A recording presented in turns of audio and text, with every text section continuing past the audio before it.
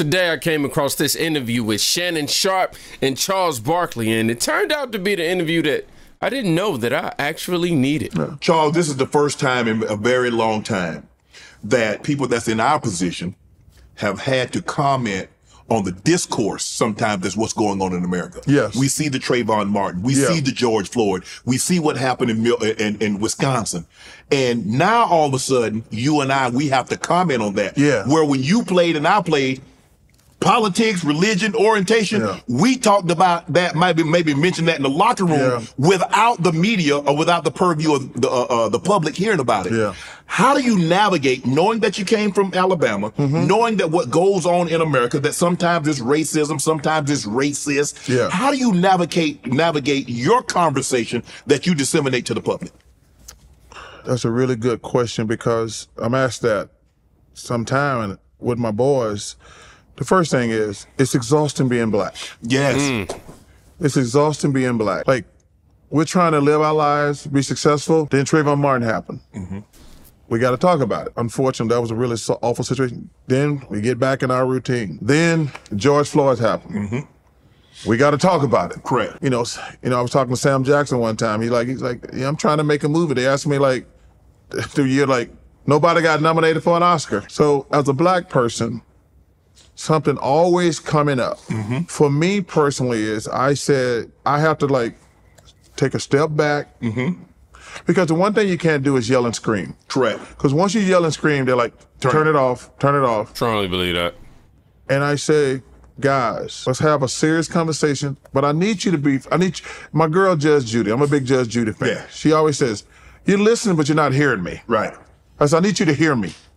Don't listen to me, hear me. Those are two different things. Listen to understand. Yes. And I'm not, and I'm not mad at you, but I need you to understand this is happening. There's a difference. And it's just exhausting being black, because every time you're trying to do your thing or just live your life, something racist or racial happens. Correct. I try to do this one thing. I try to like, don't ever speak when you're mad. Don't yell and scream. Because I know if I yell at you, you're going to ignore me. Yeah. Or you're going to turn me off or ignore me. Yep. So for me and you and Stephen and Mike Wilbon, man, I need y'all to trust me. Because sometimes people play the race card when it's not playable. Because then you become the guy who's going to cry wolf all the time. Right. In fact, this is what we see in the media all the time. Somebody who really always just putting racism on top of every situation ahead of any details actually giving you the points in which the incident really derived from. And sometimes that can really bite you really bad. And we see it all the time. People just rather grift and mush and continue to play the race card until eventually it's just the boy who cried wolf. And everything that you say then becomes something that people take with a grain of salt. The one thing I promised TNT when I took this job, because I told them the social stuff is really important to me. It's really important to me. Right. I said, I won't beat you over the head with it all the time. Because if I beat you over the head with it all the time, they're gonna like, I'm not gonna watch. Pretty soon you become desensitized. Yes. It's not gonna have the same impact. Yeah, I said, if every time something happens, he gonna talk about race or something like that. And I think I've done a good job. I says, I want to talk about this. I want to talk about this. But I think we have to be very selective. I do. I think we have to be very selective because, man, racial shit happen all the time. For sure. All the time. And I want people to see like Shannon, Charles, Stephen A., they gonna be fair and balanced. That's it. That's all. So that's the only thing I try to do in this That's situation. fair. Like, yo, man, Chuck ain't just trying to play race or trying to Stir it up. or be a victim. I says, because the one thing you have to always say, like sometimes black people are wrong.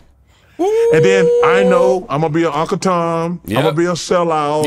Yeah. I said, listen, man, those words don't bother me. We don't have to agree with all black people. We don't.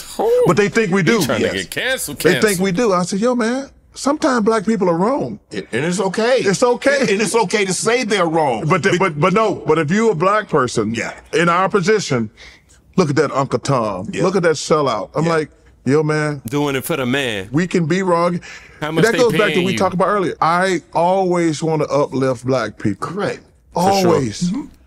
I'm proud of your success. And I know people gonna hate on you. I know people gonna hate on me. Yes, and they they're are. gonna be black. I said, but man, I love to see black people doing good. I love to see us win. I love it.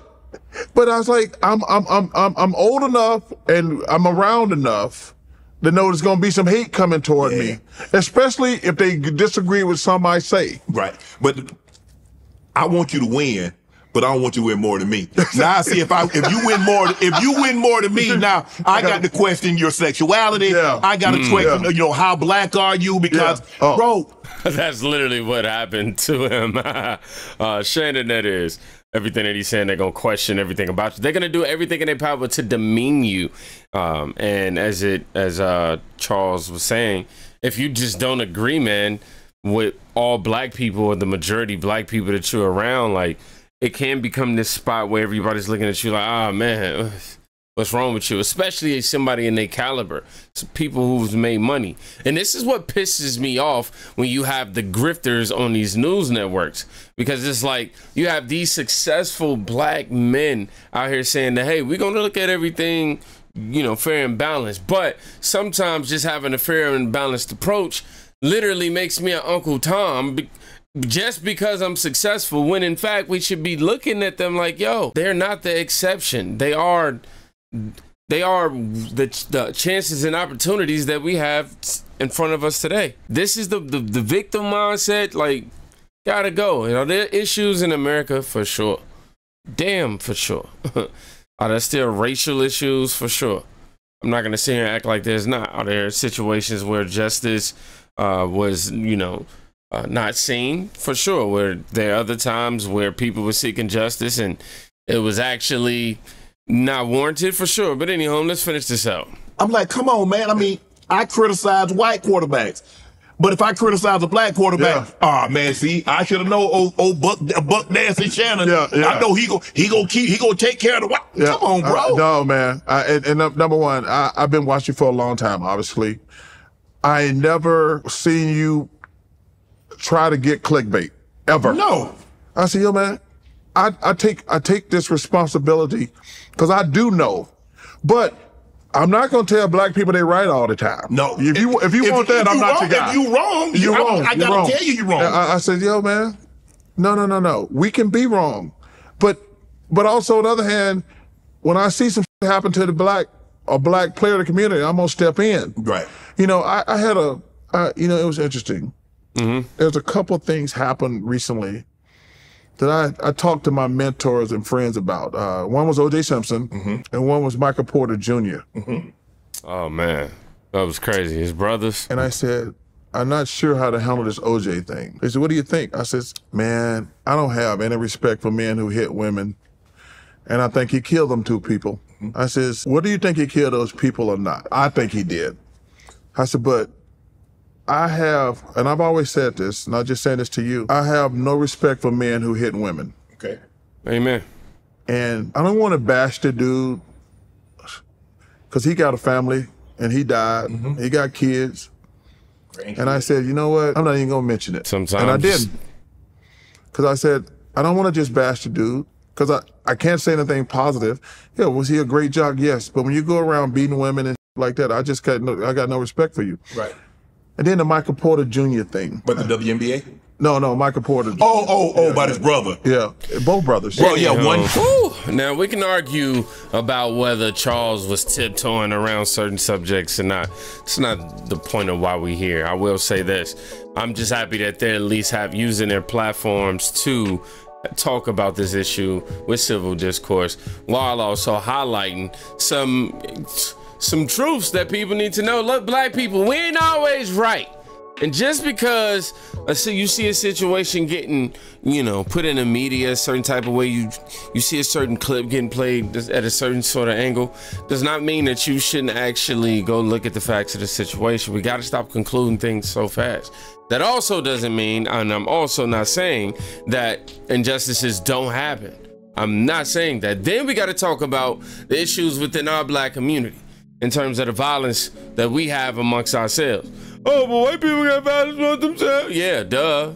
But in order for us to fix us, we got to talk about us instead of always pointing the finger and waiting for another community to come help aid us.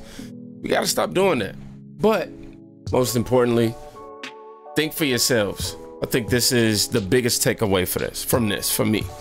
Learn how to be able to be a critical thinker for yourself, and don't just think with your skin color. Actually, that's quite demeaning to who you are. That takes away from who you are and how smart that you are to just put all that in the box of I need to think in terms of how people are gonna view me because of the skin color that I share. If people don't vibe with you just because you share a different belief on something, bro, they wasn't your friend in the first place, and that's what I'm finding out. Shout out to Shannon Sharp. Shout out to Charles Barkley. Yeah, man. Team think. We thinking.